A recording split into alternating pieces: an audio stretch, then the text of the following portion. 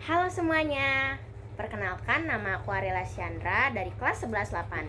Saat ini saya akan membawakan presentasi yang berjudul Seni Musik. Selamat menyaksikan.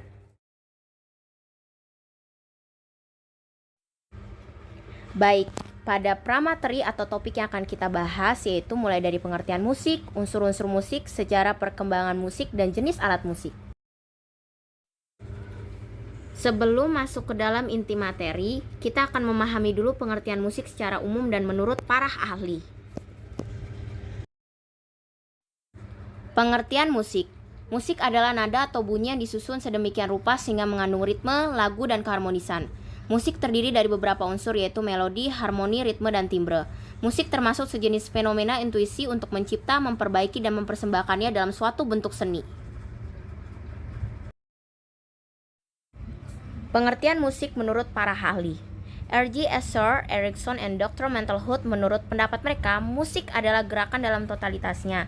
Musik memiliki sifat-sifat ritmis, melodis, harmonis, dan ia adalah suatu energi psikis yang terwujud dalam nada-nada tertentu.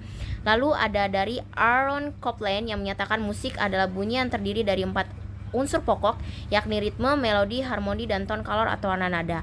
Lalu dari A. Hanslick mengartikan musik sebagai gerakan bunyi. Lalu dari K. Is Laurila, seorang penulis yang mendefinisikan musik sebagai deretan nada yang secara objektif tidak lebih dari getaran-getaran udara dan secara subjektif hanya merupakan kesan pendengaran saja. Baik, yang berikutnya ada unsur-unsur musik. Yang pertama adalah melodi. Melodi adalah rangkaian nada yang tersusun berdasarkan tinggi rendah dan panjang pendeknya bunyi. Melodi membentuk inti dari sebuah lagu dan memberikan karakter khas yang mudah dikenali oleh pendengar. Lalu yang kedua ada irama atau ritme. Irama merupakan pola gerak berulang dari panjang, pendek, dan kerasnya lembutnya bunyi dalam musik.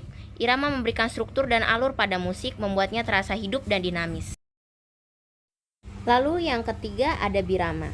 Birama adalah pembagian ketukan dalam musik yang ditandai dengan angka pecahan seperti 2/4 atau 3/4. Birama membantu dalam menentukan pola ritmis dan memudahkan dalam membaca serta memainkan musik. Lalu yang keempat ada harmoni. Harmoni adalah kombinasi dari 2 atau lebih nada yang dibunyikan secara bersamaan untuk menciptakan keselarasan bunyi. Lalu harmoni juga untuk memperkaya melodi dan memberikan kedalaman pada musik. Lalu yang berikutnya ada tempo. Tempo menunjukkan kecepatan atau lambatnya suatu lagu dimainkan. Tempo memengaruhi suasana dan energi dari musik yang disajikan. Lalu yang keenam ada tangan nada. Tangan nada adalah urutan nada yang disusun secara berjenjang dari nada terendah hingga tertinggi. Tangan nada menjadi dasar dalam penciptaan melodi dan harmoni. Lalu yang berikutnya ada dinamika. Dinamika mengacu pada keras atau lembutnya suara dalam musik. Perubahan dinamika memberikan ekspresi dan emosi pada sebuah karya musik. Lalu yang terakhir ada timbre atau warna bunyi. Timbre adalah karakteristik unik dari suara yang membedakan satu instrumen atau suara dengan yang lain. Meskipun memainkan nada yang sama, timbre memberikan warna dan tekstur pada musik. Next, selanjutnya kita akan membahas sejarah perkembangan musik barat. Perkembangan musik barat dimulai dari awal hingga sekarang dan terbagi menjadi 5 periode. Di antaranya periode abad pertengahan, Renaissance, Barok dan klasik dan romantik sampai modern. Ada juga yang menyebutkan lebih dari 5 periode dalam sejarah perkembangan musik barat. Berikut adalah periode-periode penting dalam perkembangan musik barat. Periode pertama itu periode abad pertengahan. Secara umum, abad pertengahan dimulai bersamaan dengan runtuhnya Kekaisaran Romawi bagian barat pada 476 Common Era atau CA hingga masa Renaissance pada abad ke-15. Kekuasaan gereja Katolik yang berkembang pada masa itu memiliki pengaruh terhadap hampir segala bidang, termasuk musik. Bentuk musik saat itu pun bersifat religius. Semua musik harus dikaitkan dengan kehidupan liturgis, yaitu mengiringi mazmur atau Book of Psalms, atau aspek-aspek yang berkaitan dengan ibadah Katolik, diantaranya berkaitan dengan ordinarium atau propium. Lalu, periode berikutnya yaitu periode Renaissance. Istilah Renaissance pertama kali digunakan oleh salah satu sejarawan Prancis yang bernama Jules Michel pada 1855. Menurut Supriyadi, Renaissance mungkin lebih tepat disebut sebagai peradaban karena memiliki masa yang sangat panjang. Periode barak dan klasik pun pada dasarnya masih berada dalam semangat Renaissance. Secara umum, musik tidak banyak mendapat pengaruh dari perubahan peradaban ini sebab eksistensi musik masih berada dalam konteks kegerejaan. Perubahan yang paling kontras pada masa ini adalah munculnya teknik polifoni terkhusus untuk lagu vokal.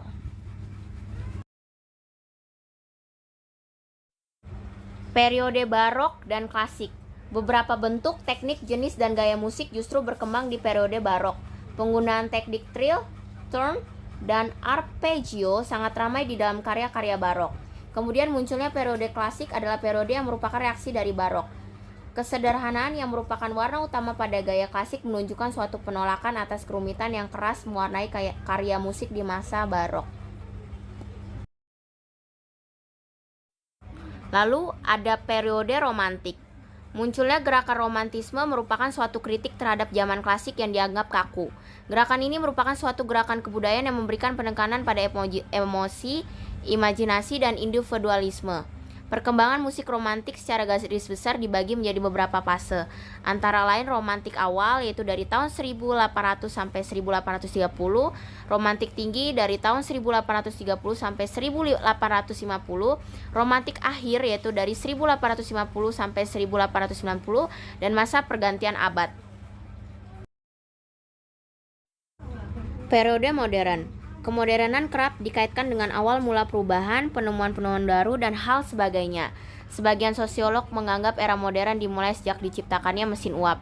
Ahli lain menyatakan zaman modern adalah ketika manusia mulai mengenal listrik atau berkembangnya sistem ekonomi global. Nilai estetis musik modern menurut Supriyadi sangat tergantung pada cara penikmat musik ini menangkap sisi-sisi filosofis yang terkandung di dalam karya tersebut, terutama saat menyampaikan suatu pesan tertentu. Lalu sejarah berikutnya yang akan kita bahas yaitu sejarah perkembangan musik Nusantara. Musik Nusantara adalah seluruh musik yang berkembang di Nusantara ini yang menunjukkan atau menonjolkan ciri keindonesiaan, baik dalam bahasa maupun gaya melodinya. Musik Nusantara terdiri dari musik tradisi daerah, keroncong, dangdut, langgam, gambus, perjuangan, dan musik pop atau apapun itu. Terdapat tahapan-tahapan perkembangan musik Indonesia atau Nusantara. Tahapan tersebut adalah sebagai berikut. Baik, yang pertama ada di masa sebelumnya masuk pengaruh Hindu-Buddha. Pada masa ini musik dipakai sebagai bagian dari kegiatan ritual masyarakat. Dalam beberapa kelompok, bunyi-bunyian yang dihasilkan oleh anggota badan atau alat tertentu diyakini memiliki kekuatan magis. Instrumen atau alat musik yang digunakan umumnya berasal dari alam sekitarnya. Masa setelah masuknya pengaruh Hindu-Buddha. Yang kedua, pada masa ini berkembanglah musik-musik istana, khususnya di Jawa. Saat itu musik tidak hanya dipakai sebagai bagian ritual saja, tapi juga dalam kegiatan-kegiatan keistanaan, sebagai sarana hiburan para tamu raja. Musik istana yang berkembang adalah musik gamelan. Musik gamelan terdiri dari 5 kelompok, yaitu kelompok balungan, blimbingan, pancon, kendang, dan pelengkap. Lalu yang berikutnya ada masa setelah masuknya Islam. Selain berdagang dan menyebarkan agama Islam, para pedagang Arab juga memperkenalkan musik mereka. Alat musik mereka berupa gambus dan rebana. Dari proses itulah muncul orkes-orkes gambus di Nusantara atau Indonesia hingga saat ini.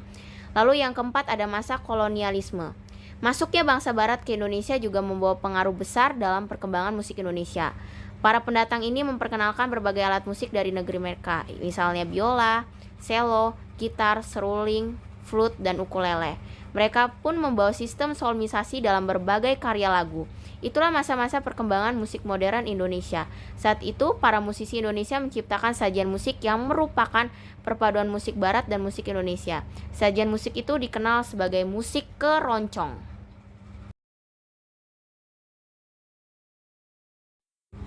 Lalu yang terakhir yaitu masa kini.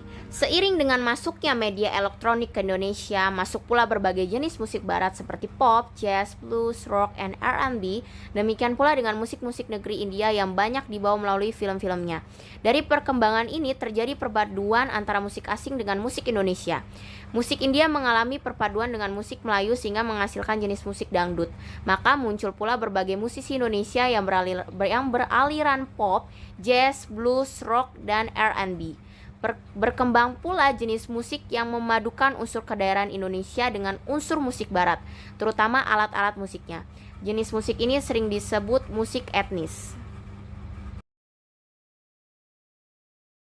Lalu topik yang berikutnya itu jenis-jenis alat musik. Yang pertama, berdasarkan sumber bunyinya.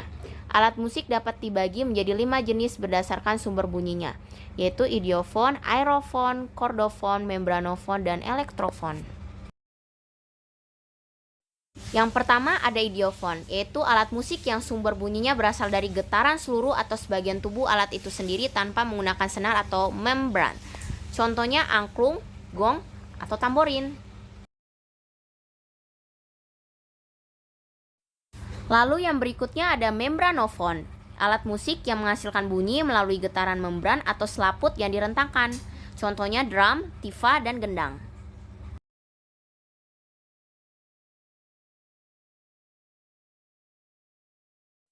Lalu yang berikutnya kordofon, yaitu alat musik yang menghasilkan bunyi dari getaran senar atau dawai. Contohnya gitar, biola, atau bass.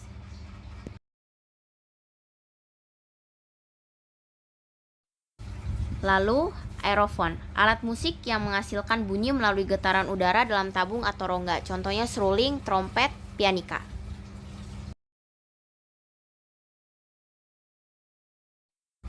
Lalu yang berikutnya yang terakhir yaitu elektrofon, yaitu alat musik yang menghasilkan bunyi melalui bantuan listrik atau elektronik. Contohnya keyboard, gitar listrik, atau bass listrik.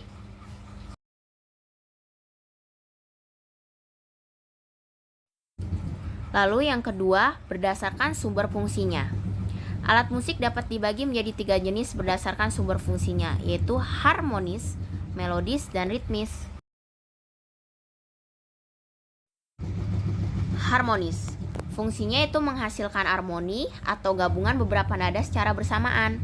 Contohnya gitar, piano, dan keyboard.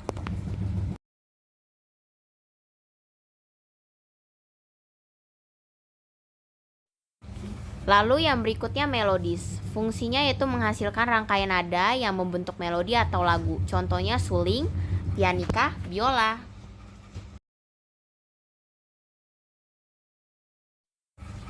Yang terakhir yaitu ritmis, fungsinya memberikan irama atau ketukan dalam musik. Contohnya kendang, drum, rebana.